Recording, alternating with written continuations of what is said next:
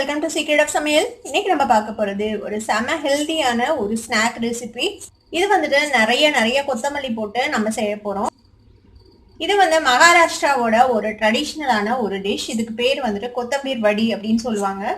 கிட்டத்தட்ட நம்ம ஊர் வடை மாதிரி தான், ஆனா மெத்தட் வந்து கொஞ்சம் வேற மாதிரி இருக்கும். சரி வாங்க டிலே பண்ணாம இந்த சூப்பரான கொத்தமல்லி வடி எப்படி செய்யலாம் அப்படின்னு பார்க்கலாம். கொத்தமல்லி தலை வந்துட்டு நான் ஒரு பெரிய கத்தை எடுத்திருக்கேன். இது வந்துட்டு நல்லா கிளீன் பண்ணிட்டு தண்ணியில் அலாசிட்டு முடிஞ்ச அளவுக்கு தண்ணி இல்லாமல் நல்லா ட்ரெயின் பண்ணி எடுத்து வச்சுக்கோங்க. நீங்கள் பாருங்கள் தண்ணியே தெரியல, ஆனால் நல்லா வாஷ் பண்ணிக்கணும். எனக்கு கொத்தமல்லியில் நிறைய மண் இருக்கும். மண்ணுகிட்ட இருந்துச்சுன்னா நம்ம செஞ்சு சாப்பிடும்போது வாய்க்கு வந்துட்டு நறுக்குன்னு வரும். அதனால நல்லா க்ளீன் பண்ணிக்கோங்க. க்ளீன் பண்ணிட்டு இந்த மாதிரி பொடியாக அரிஞ்சு வச்சுருக்கேன். இந்த மாதிரி அரிஞ்சு வச்சுக்கோங்க. நல்லா பிஞ்சான தண்டாக இருந்தால் நீங்கள் அதையும் சேர்த்தி போடலாம், ஒன்றும் பிரச்சனை இல்லை. இது வந்துட்டு உங்க கப்பில் இருந்தோம்னா ஒரு 2லேருந்து 2.5 கப் அளவுக்கு இருக்கும். அந்த அளவுக்கு கொத்தமல்லி தலைக்கு நான் வந்துட்டு 1 கப் அளவுக்கு கடலை மாவு சேர்த்துறேன். இது கூடவே ஒரு 1/4 கப் அளவுக்கு அரிசி மாவு சேர்த்திக்கலாம். இது கூட ஒரு 1/4 டீஸ்பூன் பெருங்காயத்தூள் சேர்த்திக்கோங்க. மிளகாத்தூள் ஒரு 1 டீஸ்பூன் சேர்த்துறேன். நீங்கள் மிளகாத்தூளுக்கு பதிலாக பச்சை மிளகாயை பேஸ்ட் பண்ணியும் சேர்த்துலாம். பச்சை மிளகாய் சேர்த்துறீங்கன்னா ஒரு 2-3 பச்சை மிளகாயை அரைச்சி சேர்த்திக்கோங்க. ஒரு 1/2 டீஸ்பூன் சீரகத்தூள் சேர்த்திக்கலாம். சீரகத்தூளுக்கு பதிலாக நீங்கள் முழு சீரகமும் சேர்த்துலாம். 1/2 டீஸ்பூன்.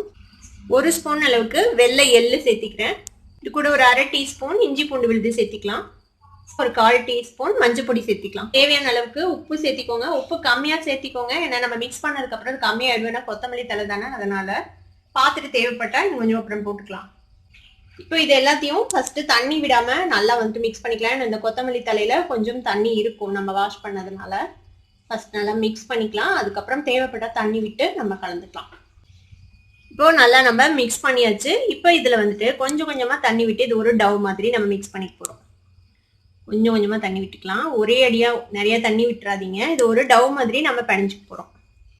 இது மாதிரி ஒரு பதத்துக்கு நம்ம வந்துட்டு மாவை பிணைஞ்சு வச்சாச்சு. இப்போ வந்துட்டு கையில் வந்துட்டு எண்ணெய் தடவிக்கோங்க, கையில் ஒட்டாமல் இருக்கணுங்கிறதுக்காக.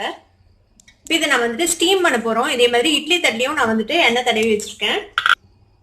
இப்போ இதை என்ன பண்ண போகிறோம்னா, அது ரோல் மாதிரி உருட்டி நம்ம இதை வந்துட்டு வேக வைக்க போகிறோம், ஸ்டீம் பண்ண போகிறோம். இந்த மாதிரி உருட்டிக்கோங்க. இதில் ஒன்று நீங்கள் கவனிச்சுக்கணும், கடலை மாவு வந்துட்டு ரொம்ப ஜாஸ்தி போடக்கூடாது. அப்போனா வந்துட்டு நீங்கள் கடைசியில் ஃபினிஷ் ப்ராடக்ட் வந்துட்டு ரொம்ப டென்ஸாக வரும், ஒரு மாதிரி கிறிஸ்பியாக இல்லாமல் ரொம்ப கெட்டியாக வரும். அதனால கரெக்டாக 2 கப் அளவு கொத்தமல்லி தலை இருந்ததுன்னா 1 கப் அளவுக்கு கடலை மாவு சேர்த்துனீங்கன்னா சரியாக இருக்கும். அவ்வளோ போதும். இதோ இந்த மாதிரி உருட்டிக்கோங்க ரவுண்டாக, ரோல் மாதிரி, ஒரு சிலிண்டர் மாதிரி.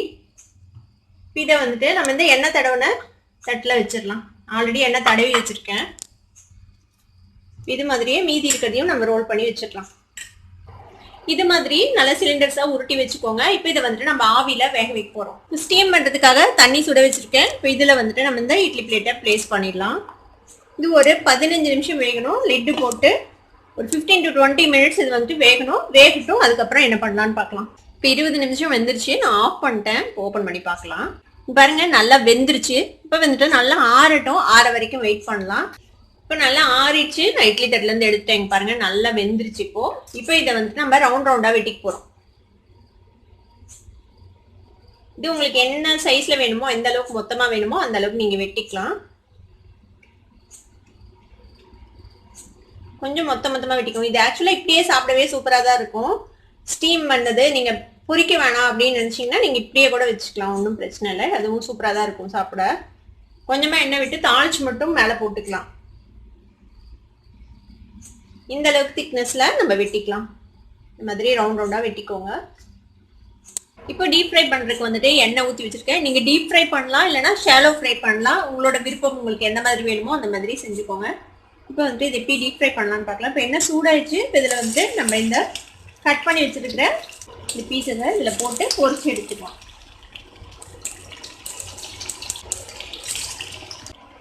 இது 2 சைடும் நல்லா கிறிஸ்பியா ஃப்ரை ஆகிற மாதிரி இதை பொரிச்சு எடுக்கணும். அவ்வளோதான். செம்ம கிறிஸ்பியா இருக்கும் இது சாப்பிட்றதுக்கு. அவ்வளோதான். இது பாருங்க நல்லா ஃப்ரை ஆயிடுச்சு. இப்போ இதை நம்ம எடுத்துடலாம். எடுத்து இந்த மாதிரி ஒரு டிஷ்யூ பேப்பரில் வச்சுடுங்க. பாருங்க செம்ம கிறிஸ்பியான ரொம்பவே ஹெல்தியான ஒரு கொத்தமல்லி வச்சு ஒரு சூப்பரான ஸ்நாக் இப்போ ரெடி ஆயிடுச்சு. இது மாதிரியே நம்ம எல்லாத்தையும் பொரிச்சு எடுத்துடலாம். நம்மளோட சூப்பரான கொத்தமல்லி வடி இப்போ ரெடி ஆயிடுச்சு. இதை வந்து இந்த மாதிரி டொமேட்டோ சாஸோட நீங்கள் வந்துட்டு சர்வ் பண்ணலாம். ரொம்பவே சூப்பர் டேஸ்டியாக இருக்கும். இந்த ரொம்பவே ஹெல்தியான கொத்தமல்லி வடியை நீங்களும் ட்ரை பண்ணி பாருங்க. ட்ரை பண்ணி பார்த்துட்டு எப்படி இருந்தது அப்படின்னு கமெண்ட்ஸில் ஃபீட்பேக் கொடுங்க. இந்த வீடியோ உங்களுக்கு பிடிச்சிருந்ததுன்னா சப்ஸ்கிரைப் பண்ணுங்க. பக்கத்துல இருக்க பெல் ஐகானை கிளிக் பண்ணுங்க. அப்போ என்னோட நோட்டிஃபிகேஷன் உடனே உங்களுக்கு வந்து சேரும். லைக் பண்ணுங்க, ஷேர் பண்ணுங்க. தேங்க்யூ ஃபார் வாட்சிங் this video viewers. Bye bye.